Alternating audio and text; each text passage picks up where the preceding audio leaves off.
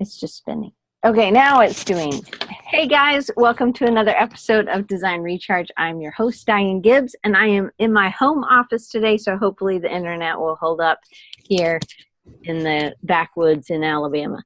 So Dylan Menges, which I know how to say his last name now, but I've talked to him many times, and I'm really, really excited to have him on. He's a really great illustrator and letterer and designer, and he's done a lot of things, and he has a lot of wisdom. So today I called it Understanding Your Calling, because I think you had done a lot of things. You'd been a designer, an art director, creative director, and now you in 2015 September you kind of went out on your own and kind of went back to, instead of managing a lot of people, just you. And that takes a lot of guts, but it also, you probably, I mean, it's taken a step in a different direction. So can you kind of talk a little bit about your natural evolution of your creative career and give us a little bit of background? Yeah, sure. I've been in creative stuff, advertising, for about 20 years. And the quickest possible story from where I've been the last many years to where I am now is that having climbed the ladder of traditional advertising agencies and being at this VP CD position, I found that I just wasn't satisfied with that particular path anymore. And the thing I missed the most was just creating, was actually making stuff. And so in order to do that, I started to put some things in motion. It's a long plan, and that cat's going to get booted here in a second. Sorry. Goodness. It's okay. He just wants his time in the spotlight. Part Siamese, all mouth. But I started putting some things in motion that would help me to make that goal happen. And that's, again, the shortest possible answer to that question for starters. So had you always been, because really your illustrations are really powerful. They're very stylistic. Were you doing that type of illustration in your job as a designer? And because you were doing animations, you were doing all kinds of things. Yeah, the Instagram feed shows some pretty weird stuff, and that's definitely a playground. I had not been doing much of that kind of illustration for a long time, and so it was doing some illustrations like that was part of that decision the decision to say, what if I did that full time, which is a pretty scary place. And again, that's why we're here to talk today about some of that. But no, I hadn't been doing some of those weirdo type illustrations.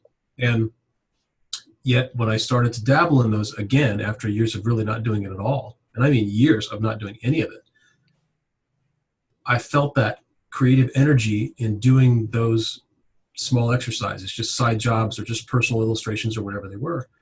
And that creative energy is a pretty important thing. That was a really key thing to feel that and to think, okay, I like this sensation. And again, it's beyond just feelings and emotions, but those can hit pretty deep, as anybody out there knows. So that was the initial. So starting to do those again was part of that initial, launch into the rabbit hole, really, of what would this look like if I did this full time. So go ahead. Well, actually, to cover something that I think a lot of people don't know, especially if you just look at my Instagram feed and don't look at my website, which, like everyone's website, is in need of an update. But when I started Menges Design, even though it was some illustration work and actually an interactive job, couple of illustration jobs, one interactive job, those three things really got me motivated to think about doing a business on my own. Yet when I started Menges Design, I said, this is going to be all about doing identity design. Design a logo, add a business card, do a website, create this information system, whatever that looks like. That's going to be my bread and butter. The reality is, in the last 2.5 years we've been in business, I've done a handful of identity jobs. And they've been wonderful jobs. All the work I've done has been really rewarding and a great blessing. But it's funny how what you think you're going to get into might not be that thing. And that gets into some things we'll talk about later today about generalist versus specialist and stuff like that. So what was the impetus? So were you doing some of those jobs beforehand? You were doing some freelance and then it kind of fed into, and hey, what if I do this on my own? Or was it something else that kind of was like, hey, maybe I should just do this? I mean, because it's some people really plan it out. Some people just say, hey, I'm quitting. I'm shutting the door. I'm going to do this my own thing. Yeah, it was kind of an organic pattern. There wasn't a defining moment. It was really a series of things. So to answer your question, though, I had been doing some freelance things, like a lot of people out there listening now, and people that I know that are working full-time gigs someplace. Most people I know are dabbling on the side with something, some kind of, whether it's the same type of work, they're just looking for something a little more manageable or just something a little more rewarding, whatever, satisfying. We can talk about that. But it's going back to what you were asking about, Diane. I was doing some side things that were actually those illustration jobs and a couple of identity things. So those always felt like the two categories, identity and illustration, that I wanted to pursue. So yes, I was doing the freelance thing, but the two illustration related things that I did that really got me thinking hard about going solo and starting Menges Design were not for clients. They were just that, and that's what made them so special. They were just wild free drawing exercises.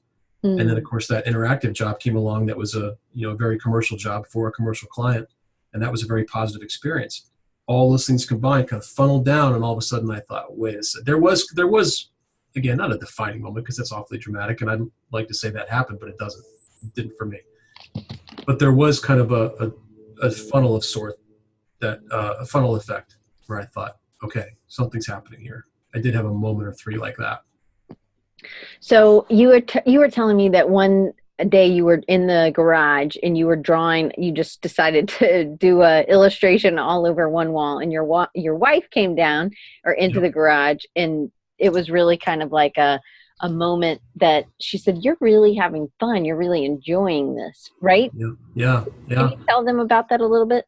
Yeah. So that garage job was one of these two illustration things that wasn't for anybody, but just to do it. There was no creative brief, and actually, I'm just gonna, if you'll bear with me, I can pull up a shot of that. Yeah, that'd be great. And I'll do that while I'm talking. But the idea was, I had a bunch of these rock and roll and other posters, and a couple posters I had done. I needed a place to hang them because we have a really small place now, and I put them up out in the garage. And then next to those posters, there was a big blank space. And so what I did was I put all the posters in a big cartoon bubble, and then did a mirror reflection of that bubble and put the word art in that other bubble, this giant type ART. And then inside the art letters, that's where this free drawing happened. And there was no plan, but I am kind of fascinated by the apocalypse and the end of times and stuff like that. I haven't read the Left Behind series, no interest in that, but I'm nothing against it, just not my gig. But I love apocalyptic dystopia type stuff. So I just started drawing in that theme. And what came out of it, and I don't want to keep looking away here to try to find this, but I may have to bail from trying to find it. It became this exercise of drawing these people just freaking out over the end of the world. And inside the ART is Godzilla chasing down this hipster, and the hipster's holding a book that says something about survival. And there's guys on top of a roof holding signs about the end of the world. And there's the Close Encounters mountain in the background, and spaceships coming in, and just everything's falling apart. And it's kind of the weird comedy of all that. And at the very end of it, there's a little girl, and she's totally checked out from this whole apocalyptic scene. She's looking down at her little Hello Kitty iPhone, and then Bigfoot standing over top of her, really annoyed because she's completely blowing him off. So that scene, finishing that one night, it was a Friday night. I'd skipped dinner. I'm just standing out there in a pair of shorts on a beautiful summer night. It's 11-something p.m.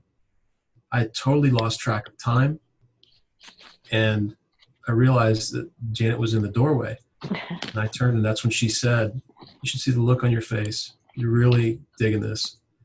And that was one of those key moments where I knew quickly that some things were coming together and that something good would come out of this. I didn't know what, but just her being able to, see that moment and articulate that for a brief second was really important. That's cool. And it was kind of a marker, because then it wasn't just you in your head. It was also something that other people could see, and people who were really obviously important and to you. So Doc had a question. I always like to make sure I always send out the questions to the list the day before. And Doc had a great question, which it kind of is a good kind of start off for today. So one question he's been wrestling with that he would love to hear your thoughts on is, when looking for our purpose in life, we often align that with our jobs. Are your purpose and career tied together? Do they have to be? And when will you add faith into the mix? Does that change things? If so, how? So the first part of that or the first part that stands out to me is our purpose and the job tied together. Boy, that's a big thing to unpack. I knew Doc would just throw a big question in there, and we could certainly spend all of our time just unpacking that question. Right. It'd be fun to do that with everybody in the chat too, and get some feedback. I think for creatives, and so I'll say this for me, and I think it's true of some creatives that I know, especially like my friend Jeremy Slagle, my creative buddy of 20 some years. To have the blessing of being able to visually create stuff, that there is something special about it, and because it becomes special in our culture because it's a visual thing, and so you get attention through that. And if you're creating things that are positive and beautiful and glorifying and just in a all good, then it's hard not to connect your vocation with your purpose, and see that spiritual bridge between those things. It's not it's not lost on me that the maker movement is a big thing, and the word maker is a big deal. And again, we've got 100 titles for what we do as creative oriented people: designer, maker, all that. But it's not lost on me that I believe in a creator, and I am given the skills to be a creator of a certain way here on earth. And again, to be very clear, this is not some God complex. I have enough ego issues that I struggle with, but I know that I'm not trying to, make that kind of a bridge. But there is that connection that I believe in an actual creator. And then here I am as a creator. What is, so it's hard not to make those links, I guess, to put it as quickly as possible.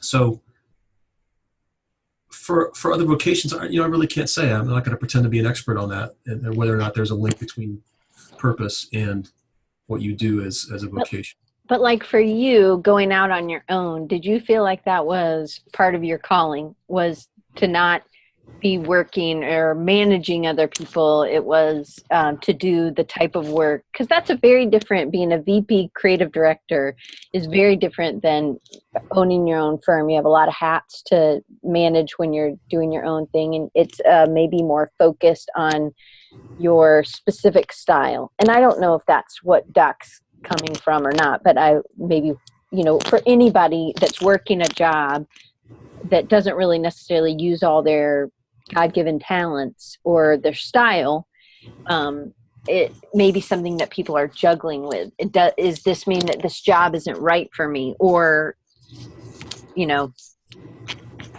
what I'm asking? I think so, because let me grab the first part of that, and this is hopefully a little more clarity around the connection. And Doc's question too is part of the frustration that I felt in the larger agency environment, and that's a key word there, the larger environment, this large scale environment where it's difficult to communicate sometimes effectively across a wider group, right? It's just the nature of what it is. Right. Talk about filling an hour with something, we can go there, but let's not. But the point is, I had frustration in that larger environment because I felt like I couldn't effectively serve people in the way that I wanted to. And when I transitioned to Menges Design, it's much easier to serve people in the way that I wanted to, because the scale is dramatically different.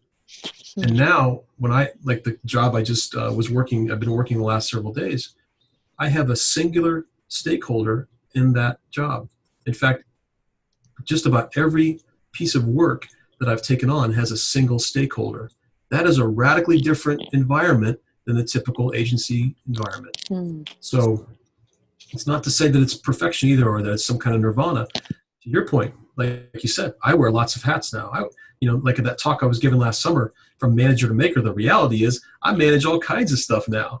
But in terms of the servant heart, or the servant-oriented purpose, and there's that purpose word again, there's a much closer alignment and much more fulfilling execution of being a servant, in my opinion, my experience so far, in this small scale running a small studio than there ever was running a large agency. And does that mean I had a deficiency back there in being able to communicate? Yeah, probably, for sure. I've never been a great communicator, but I am very much more satisfied as far as daily life and daily work in this smaller scale. And again, to be really clear, I hope clear, that's a purpose thing. That's that servant heart that I hope I have, that I pray for, that I don't have a lot of the time in my selfish ways.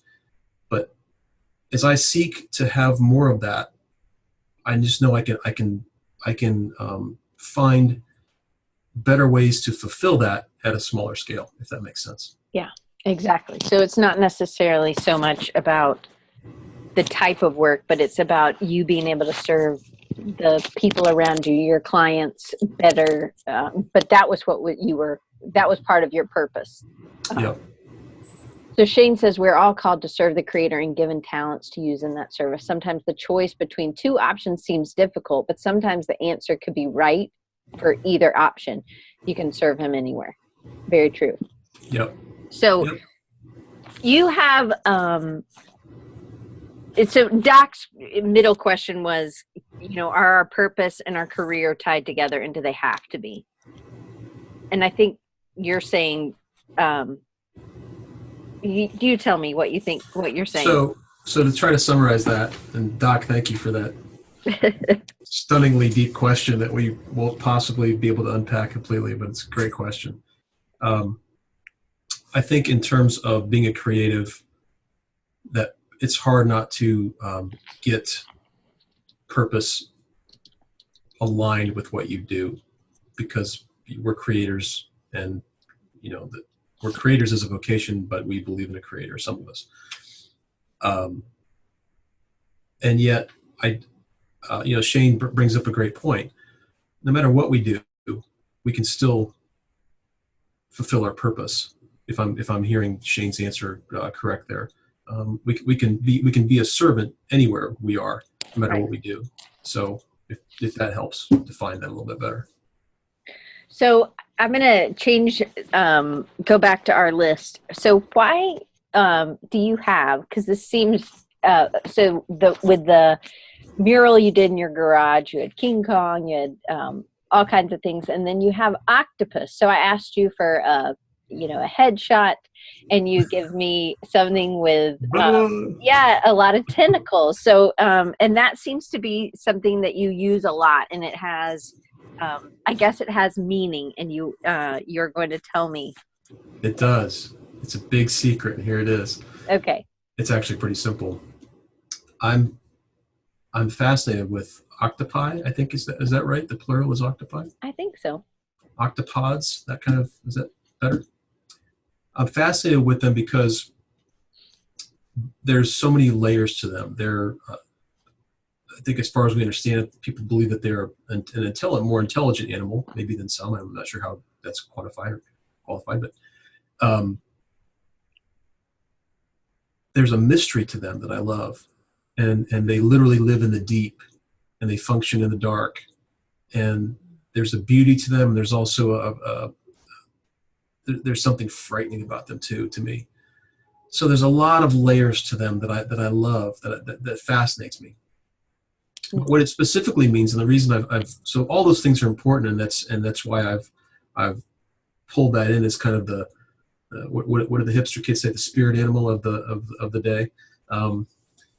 That's why I pulled it in. But the more specific thing about the octopus is that, to me, the arms represent our gifts. And again, this is, can you tell we're leading into this generalist specialist conversation now as I bring this up?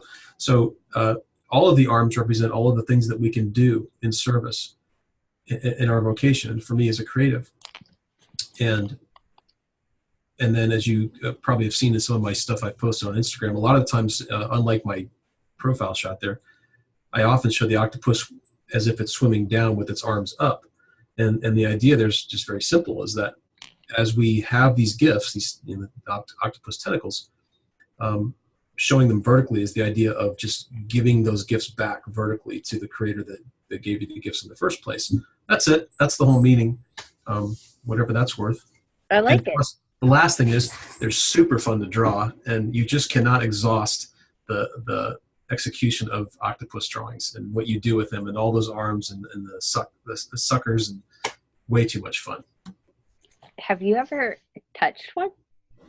No, I'd love to. I've never been SCUDA certified, and someday I'd like to be. I'd like to go deep and get up close to one. And I mean, what a way to go, getting choked up by an octopus at, 700 feet below the sea or something.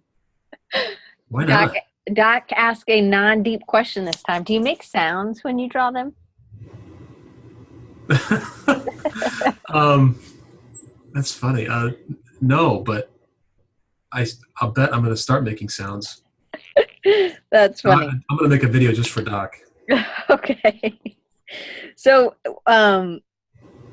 when did you feel like you started understanding what you loved the most? Like, was it always as a kid, or was it a certain point in your career as the VP of creative director, or was there a point? I feel like some people get to a point where there's you're not fulfilled, or was it just that you started creating more things on a regular basis, and then I just wonder, because I always feel like I think we're always, you and I were talking the other day, and we don't have anything worked out. Me and you're about the same age, and it always feels like you're just starting, and you are 20 years above somebody else, and you're like, I feel like I'm behind them even, or something, maybe not. But,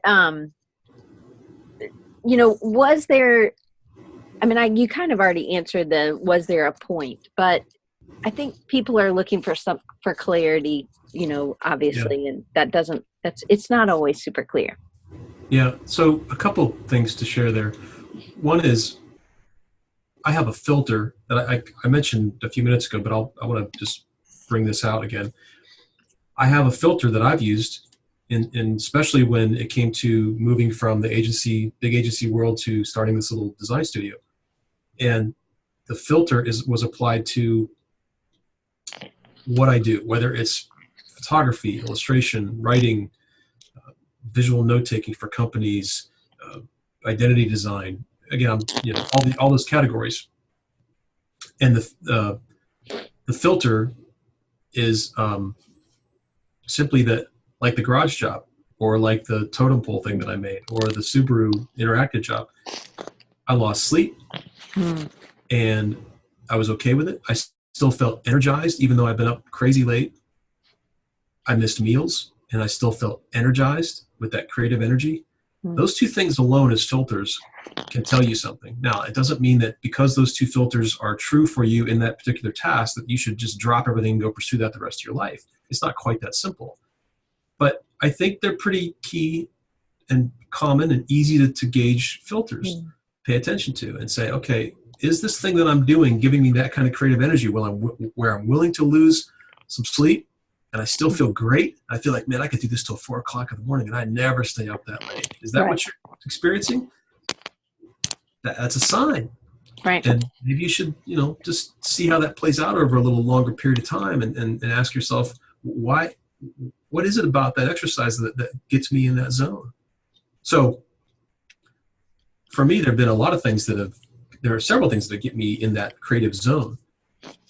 I think from there, the responsibility we have if we want to make that a commercial venture is to, one of the most important things to say is to find somebody that you trust, that you know is not going to give you a BS answer. It's going to absolutely shoot straight with you and say, and show them some of that work and say, what do you think of this? Where should this go? Or should it not go anywhere? Or do you see something here that speaks to maybe a skew of that task that could be more beneficial to me? You know, I want to make, somebody says, you know, I want to make logos, but in that logo creation stuff, you know, your peer, that person that you look to for wisdom and guidance says, you know, as far as the mark making, it's okay, but your typography skills are amazing, or whatever it might be. But the bigger picture, the bigger point there is that you're looking outside yourself, getting out of your own huddle, and getting some wisdom from somebody about what to do about that thing that you love. Gotcha. Okay, so I think those are good filters. I wrote them down. In the beginning of Menges Design, what kind of time were you giving to side projects, personal projects? Were you burned out at all or energized? Did these personal passion projects help direct the work that you were meant to do? So you thought it was going to be more identity, Yeah. but it didn't necessarily, that was what you thought, but that wasn't necessarily where it went. How did you remain flexible? Because I think that's a really key point of starting a business, is to kind of see where you're supposed to go. Well, here's an embarrassing revelation. I guess kind of embarrassing. I took work as I got it. And it doesn't mean I took everything. I turned down some things too. But what I did not do was say, well, if that's not an identity job, I'm not doing it. I didn't do that. And so in the course of the first several months of being open for business, I did do some identity work. But Resource Amirati came along and said, we've got a wayfinding project. I know Derek's was listening earlier, and Derek's just he's a super freak about doing this kind of stuff. He's awesome. He is. He could talk about this better than I, but the job at hand was a wayfinding project.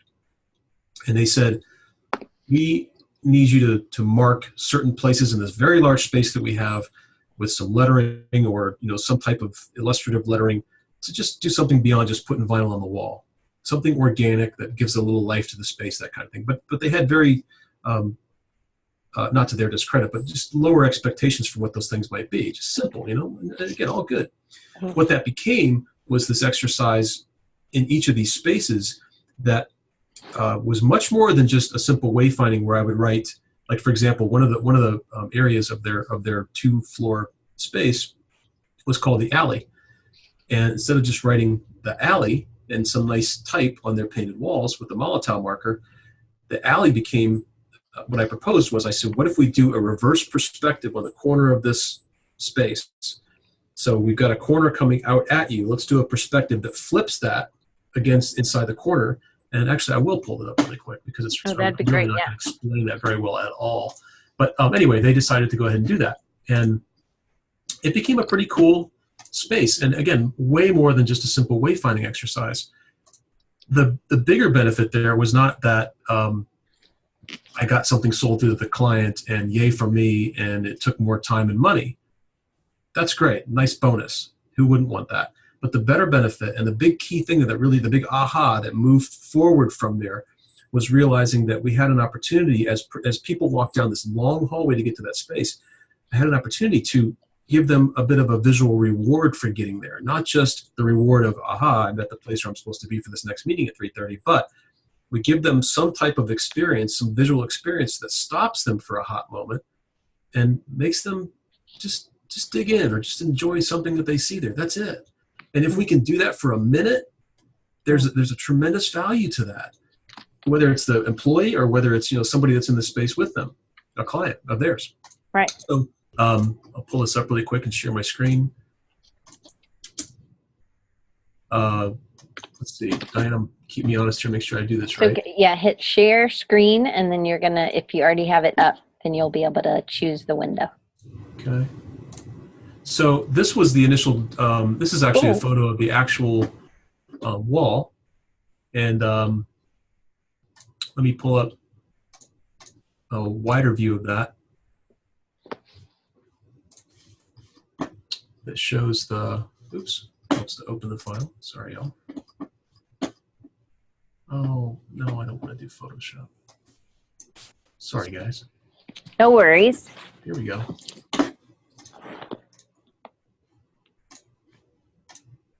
So this is what, can you guys see that? Yeah.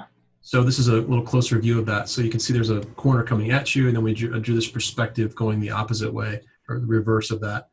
And then, of course, as you can see over on the right and also on the left, there's the alley in a couple different places. Depending on which way that person's walking towards the space, why not do it in each side so that you're not losing somebody.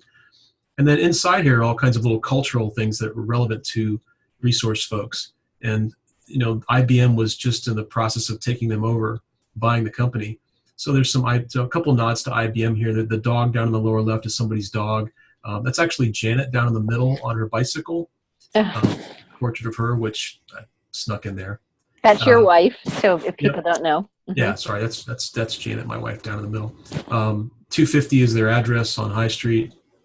So it's things like that. So again, much more than just putting a sign up. So Andre asks, so we got Portugal represented with Andre. He asked if this is all hand drawn. Yeah, it's all hand drawn. And can I just tell them the process, Diane? Is that cool? Please. Okay.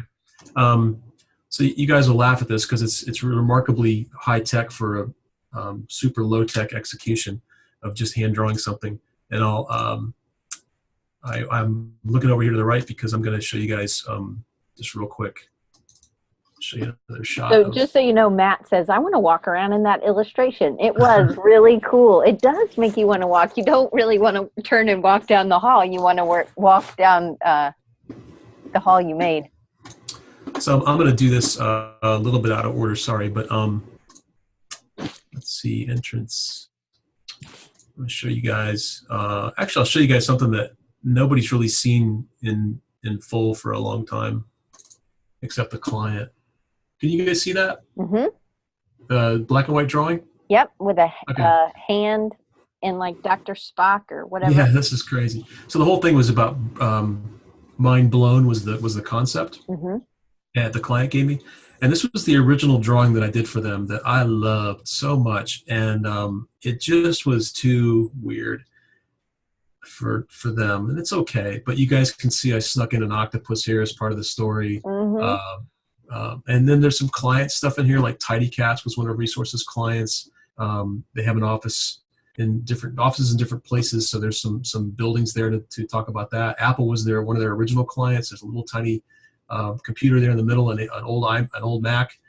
They love tech and tech culture, so Star Wars and stuff like that's in there. Burton was an old client. Sherwin-Williams is a client, which you can see on the far right in the middle. There's a little Sherwin-Williams world. So anyway, lots of stuff there in that drawing, and then that became this entrance wall that was drawn on the wall. So the process is really pretty simple. I typically will draw on a piece of paper, or have been for a long time. But with this particular job, everything changed. And it changed because just after this resource work started, the iPad Pro was released, the pencil. So that's what, 2+ years ago. And Jeremy Slagle got an invite to a private little showing of that. And I'll pull up one more shot of this thing as it finished. How do you know Jeremy? Jeremy and I go way back. Jeremy and I worked at a company called Solid Light together 20 years ago. And he was working for a parent company that had hired him to do, well, I won't go into that detail, sorry, it's going to be really boring. But Jeremy and I worked together 20 years ago at that company. And then we worked together again when they had Element Design Group here in Columbus, Ohio. And then I left Element for Out of the Box, which was an interactive agency, my first foray in interactive work, long time ago. Back when we used to say, do you guys want a CD with this or a site or both? And that's, yeah, old school. So Element folded, and then Jeremy, of course, owns Slagle Design, which a lot of you guys know. If you don't, you should check him out. Jeremy's an amazing dude. Has been just a tremendous friend to me and a mentor too, even though he's a younger cat by a little bit. So yeah, we go way back. So the process, sorry to get back to that, is we go to this thing. I'm turned on to the iPad Pro. I threaten to steal it on video, which is a true thing. I was trying to be funny, which I'm not normally, but there was a lot of seriousness. I was having an ethical moment in LA on video when I made this joke about stealing one of these things. So I bought the first generation, and since that came out, my process has been drawing on the iPad Pro, plugging that iPad Pro directly. I'm sorry, let me back up one step. I draw on Procreate almost all the time, and I don't get paid to say that, but I use Procreate is the app that I love so much. And I plug that iPad Pro, open in the drawing in Procreate, HDMI cable into an HD projector, and throw it on the wall and trace it. That's it. So it's this crazy high-tech, HD projector stuff, iPad Pro, the big one, the 12-inch, to hand draw something on a wall, which is so dumb, but it works really well. That's awesome. That's the process. So to go back one more step, when Resource started that project and we got into that chunk of work, which was about six different sections of the building that we designed, that became a staple of my workload for the last 2+ years. In fact, the job I just left this morning for Sweet Carrot, which is a new restaurant opening in a second location in the north side of town, same process. A bunch of drawings, and if you guys saw my Instagram feed with that really disturbing shot of me wearing that painter's head sock a couple nights ago, that's a Sweet Carrot, and the whole theme is rabbits. But same process, lots of drawings. So how did it go from that original drawing you made to what they had on the wall? They said, hey, can you adjust? Or did you just adjust it and then you got them to approve it? I shared, and this is, again, the bonus. If you guys are out there wondering about buying an iPad Pro, just do it. Find the money, make it happen. Because the way I share that stuff is I draw it directly in the iPad Pro in Procreate, and out of Procreate, punch a JPEG right out to the client. That's it. Or I can punch out animations of something, which people don't usually ask for. It's not really necessary for selling these kind of things. But again, drawing in Procreate on an iPad Pro, send it. I have no interest anymore in laying out a sketchbook and putting a camera over top of it and cleaning up photos and sending those off to the client. The reality of the drawing experience on the iPad Pro and in Procreate with the pencil is so close to the real thing anymore. It's just what I use. I have paper. My notebook's here behind me. I carry this wonderful little Shinola notebook. I love their blank notebooks. They have one model, and it's great. And I carry it every day. But when it's client work, I do it. I'll show you. Actually, I'll show you guys a little sneak peek. I probably shouldn't show this because only the client has seen this. But okay, here we go. Anyway, this is one that we're not doing yet, but just a little rough sketch, just super fast in Procreate. This is some I think some Snoop song. Mm-hmm. Anyway, so Andre asked a good question. How was the drawing applied to the wall? Did you also draw by hand, projected the digital sketch, and trace it? Yes. Sorry if I'm not being clear. No worries. I project right onto the wall and trace right on top of that thing. And in a lot of instances, I'll get it to a certain point and they just freehand the rest of it. I'll lay the iPad Pro down next to me and just look down and make sure I'm keeping myself straight. But yes, I am tracing right on top of that projection because why not? Why not just get the job done? The client knows what, they have an expectation. Why I don't have any interest in playing the purist and saying, well, I must draw this by hand without an HD projector because this is a commercial venture. And I am very sensitive to my time. So this method allows me to get things done much faster. But the other advantage to having the projection, especially with clients, is the flexibility that it gives you. So if you guys can imagine the scenario, again, iPad Pro connected to an HD projector, and you don't have to spend a fortune to get a good one. I mean, they are what they are. But get an HD one because you'll need that clarity at distances, of course. But when you get that, you get that projector on a tripod, you throw it on the wall, the client's standing next to you, and this is exactly what I do. I turn to him and I say, what do you think? And at that point, we can scale it right there in Procreate. Just just a little pinch and zoom, right? And say, you want it a little bigger, you want it a little smaller, and we could talk about it. And if we want to change something, I could stand right there in Procreate and make some changes. And they see it happen live, and they love that. Again, you talk about value, and I know that somebody's out there thinking, oh, that's like, shoulder jockeying in the worst possible way. And I hate that as much as anybody. I hate it. But in this case, we're looking at final art. And I've set expectations all along the process here so that there's no need for surprises. And I don't get any surprises at that point. I do get some odd questions like, well, what if we did this? And, this is that delicate dance with the client. And if you set expectations all along, that's such an important phrase in this business. If you set those expectations, communicated clearly, which I'm always trying to be better about, you actually shouldn't get those questions. But if you do, all you have to say is, remember in our original brief, our goal was to communicate this. And do you feel like that's still being communicated here? Oh, yeah, okay. I've never had anybody say no, thankfully. But the point is, you can go back to that document and say, this is our gospel. Are we good? Are we still good there? Right? If you don't set that up, yikes. I'm standing there redrawing everything. Nobody wants to do that. But just having the other thing about that that's really cool is it gives them a little bit of control with that that moment of placing that thing on their wall. And I let them pinch and zoom. I let them play with it. Why not? And then all I do is say, do we have it where we want it? And they say, yep. I say, okay, I'm going to go ahead and leave this up, and I'm going to lock it down with a few quick lines, and then I'm going to get this going. You good? Yep. That's it. I'll take a picture with my phone or with my Fuji, and then we roll. That's the process.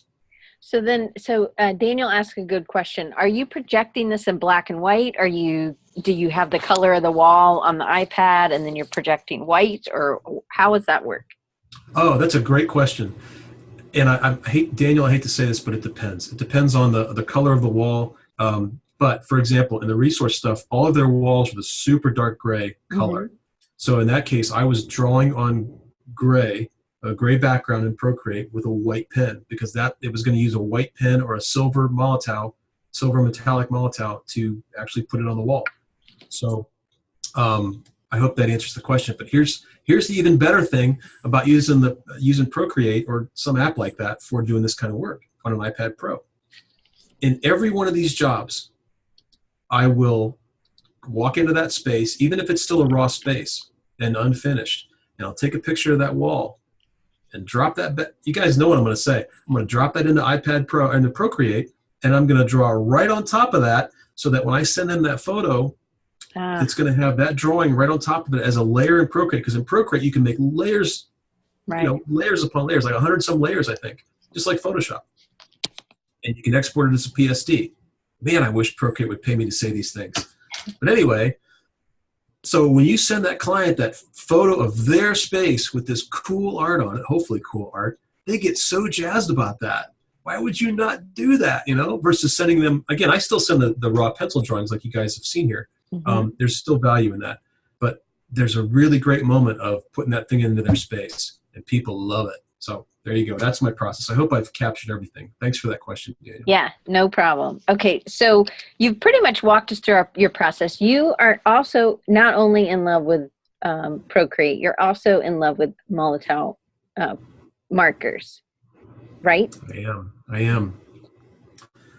But I'll tell you guys something. I had a bad moment on this current job with Sweet Care. I think I got a bad batch of Molotow markers. So Molotow, if you're listening, fix your formula. Anyway, I switched over to, just so you guys know, I use Molotow because they're awesome. They really are overall, even though they had a bad batch. Montana is their competitor, which is okay, not quite as opaque and as permanent as Molotow's typically. Crink, if you want to go down to the dark side and stain everything in sight. And yeah. Andre mentioned Poscas. Mm-hmm. I just started using those. I like them. Deco is a pretty good brand. So there's a lot of things out there. I'm missing one. Letraset. I'm messing that up. No, I'm getting that one wrong. But what happened on this job was I started for the black line work. I started using the Sharpie Pro Magnums. It's a little chalky, but they're working like champs right now. And so Molotov, like I said, fix your stuff because Sharpie's winning the game today. Mm.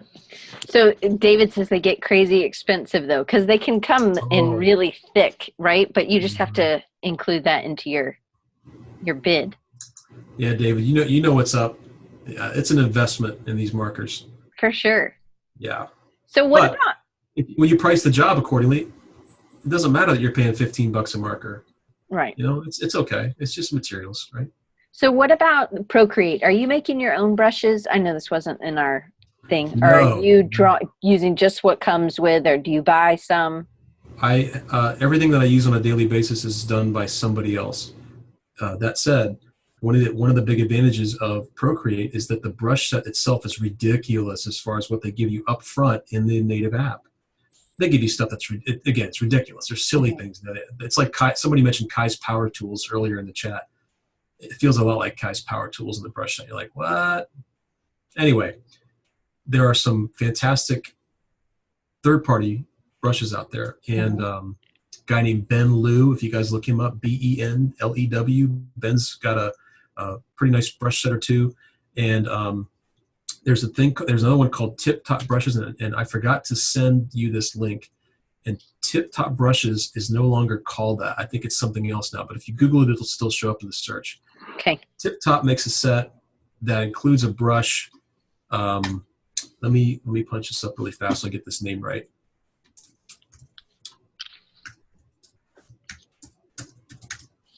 Sorry, y'all. I'm going to make sure because what I'm going to find is the name of this brush because it's my daily go-to brush. There's a lot of great brushes out there, but it is tiptopbrushes.com. Staying corrected. So if you go to tiptopbrushes.com, look at Ultimate Ink, and inside Ultimate Ink are some brushes that I don't use, but there's one in there called Perfect Inker. Now this is just me because this is the way I, works with the way I draw. And that Perfect Inker brush is my daily go-to brush. The stuff that I do on Instagram is almost all done with Perfect Inker. The other one that he did is called Bleeder. It's in that same set. That's super chunky and fun to use. And I use that for the post I did a couple days ago that has the guy screaming with the fork and a piece of paper. And if you swipe that post, there's the word mine. Mine was done very quickly. That lettering was done very quickly with the Bleeder brush. It's got this big chunky stuff all around it. And when you sweep and Procreate with that brush, it gets really fat really fast. So that's fun to use. Cool. All right, so we're going to kind of skip ahead a little bit because we don't have that much time left. We have about 10 minutes. So what are some ways do you think for people to tap into their creative place or find what they're meant to be doing? You actually, when we were talking or some things that videos I've heard you talk about, you talk about play a lot. Is that something I think sometimes that's really hard to do because a lot of us are perfectionists, or it's hard to kind of find a style or a way to go. So what would you tell somebody who's really just struggling to try to find their voice? Again, like Doc's question earlier, fantastic question, and one that you just I think you have a responsibility to unpack every day, dive into however you want to put that. But yeah, the play thing is important. I think that the thing that stands in the way of play and exploration and growth, inspiration, all that stuff is, I'll tell you what it is. It's plugged in right here. It's these stupid things. Well, I'm not going to go into a lecture about it. You guys know the drill. But we just can't really get the depth of the world around us, the sights and the smells and the dirt and all all of it through a screen. Hmm. So when I talk about play and adventure and travel and all those things, it's sure not through a screen. That I've done some VR work the last year before I started Menges Design. That was really fun. So I'm not trying to say that I'm some caveman. I spent the last 15 years doing interactive work, and I still do interactive work occasionally. But, and again, I know this sounds like a lecture, I'm sorry, but I can tell you from experience, from deep experience, that there's nothing like seeing things up close and personal, the good and the bad of it, and being in those experiences. I mean, really being in those experiences. And like some folks have heard me say before, the biggest challenge for me in terms of unplugging and really getting sucked into something completely is not taking my camera. I can leave the phone, but one of my Fuji bodies, not on my hip, makes me a little, I got to photograph it. I don't. And Janet's been great about reminding me of that. We were in Italy a couple years ago, or actually, I'm sorry, last year, and on a bicycle trip. And she asked me a couple days in to leave my camera behind, and that was hard. Hmm. I didn't want to do that, but I did. And she was right in suggesting that I just put it down and just be there. Like I say, be here now all the time, but that really matters. So I can go on and on about that, and it just gets boring. But I am concerned that we are culturally in a place where we're all turning into zombies, and it scares me. It scares me to drive anymore. I used to love driving. I don't anymore. It's just a function to get from A to B, because I see so many people just checked out behind the wheel, and checked out on their feet. And again, I'm saying that because I'm concerned about that, because I know my own heart too, and I know that I am guilty of the same. And I know that the best parts of my life are when I am looking away from a screen. I am fully observing what's happening around me. So, because the screen thing is a big, I think when you have kids, and I know Doc has kids and another one on the way, and I think it's, we are in technology, we rely on it, but just having a certain time or time to just play that's not connected to the screen, for sure. Yeah. So how does your faith play a role in your decision to go out on your own? And what about taking on new clients and having faith that just God will provide new clients? Because I think sometimes when you do go out and you don't really have, a lot of people are, hey, when is that next client going to come? How does that play a role for you? Well, it's kind of like going on a flight. If your prayer life's not in order, just go on a plane and sit in some turbulence for 2 minutes, and your prayer life will probably return in full. So it's kind of true, the same of running a small business. And I know that's not true of everybody. I know that just because you run a small business doesn't mean it's not the same as being in turbulence. But for me, it's been pretty critical to grow my faith, having made this move. It's opening a small business like this, again, first time for me, has been good on a couple of levels. One is how it makes it painfully aware how little I know about a lot of things. And that's a good place to be. I'd like to pretend that I know all kinds of things, and the reality is that I don't. It's remarkable what I don't know, and that's good. But the other thing is the faith component.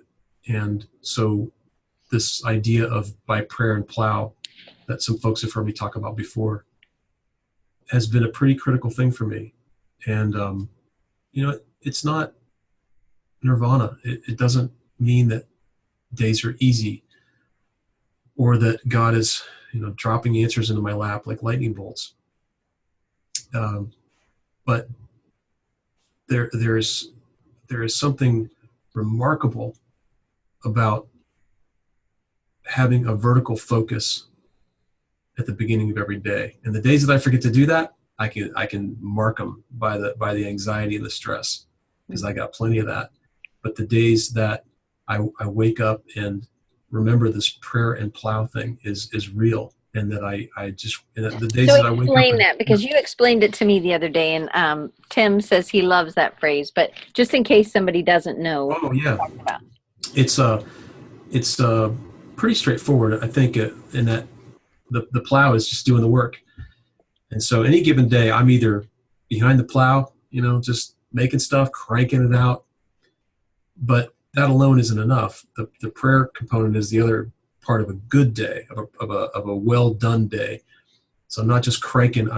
If I'm not cranking, or while I'm cranking on a good day, on the right kind of a day, I'm also just being mindful of the purpose of that thing. Why am I was talking to a guy named Chris Walker this morning, a friend of mine. We were talking about how often we don't just on a daily basis throughout the day say, why am I doing this particular thing? So in starting this business, and I know that sounds really straightforward, like duh, but you know what? I would venture to say that I think a lot of us don't do that. I know that I'm guilty of just going headlong into a day, and then 12 hours later, I think, wow, what happened?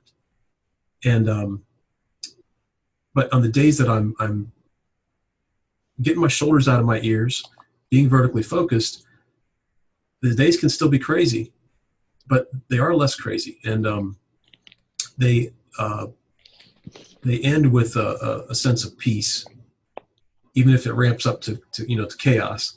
It happens, man. It's the business. If you don't like that, you shouldn't be in advertising or creative services.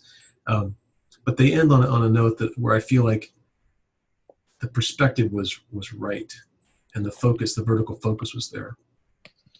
So I want to at least touch on this for the last 2 minutes.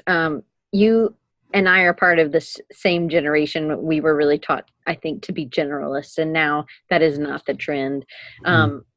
It's really more specialization, and maybe it always has been. I really don't know. There were just fewer specialist areas. Can you share how you feel about a generalist versus a specialist? In 90 seconds. Well, you could do it a little bit longer if you want. All right. I'll try to make this brief. I see people that are specialists, and I know that it's not for me. Simply, kind of the crass part of that answer is that I think I'd be bored if I was a specialist and I only did one thing. I've been blessed to do a lot of things, and again, I don't take that for granted. I know that's very much a blessing to be able to have a variety of skills.